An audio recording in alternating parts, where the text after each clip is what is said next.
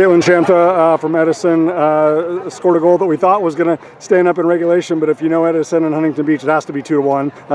And obviously, this one is the most magnified and the most amplified and the most celebrated of all in overtime to capture yet another Sunset League championship for the Chargers. The fact that you ladies just remain so calm and so poised, going into overtime, even after Bailey struck so late, just what does that say about the character and just the poise and the maturity of this team? Yeah, so from the beginning we started off rough, but then as the season went on, we started to work as a team, work together, worked for each other. I'm a senior right now, so this is super emotional for me because it's great to win Sunset League champions. Like it's an amazing experience with these ladies. These are my friends I'll carry out with for forever, and just.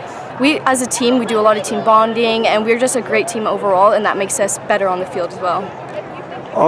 From the first time that you played them, and obviously there's so much history and so much familiarity, right? There's no mysteries, there's no surprises. Yeah. But just for you guys, just to trust the process, trust each other. Yes. Trust the coaching staff in terms of hey, just keep the main thing. Keep doing what we do best. Yes. We're going to get one in regulation.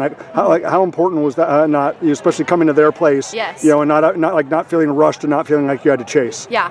Both times we played them, we've had to play here, and it's honestly just such a fun experience to play here. Our coaches are great. They support us throughout the whole entire season. Tell us that we can keep going. We're climbing up the mountain. That's because we started low, and then we started to get really good. So just climbing up that mountain the whole season, having good coaches that support us, having good teammates that support us, really led us to our success. Especially the way the regular season portion of the league schedule ended. Yes. Certainly, not indicative of the level that you guys were playing at. Just to be able to again show so much grit and just so much desire against Newport in the semis. Yes. And here. It seems like you almost had two playoff matches. Yes. Before the CIF Southern Section playoffs started.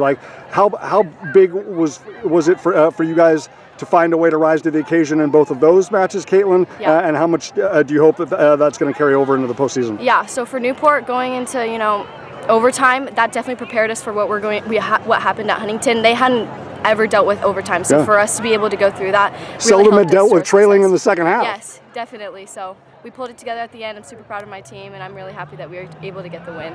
What was? Obviously, the goals are the goals, but just in terms of your organization, in terms of what you got from the back line, the cohesiveness.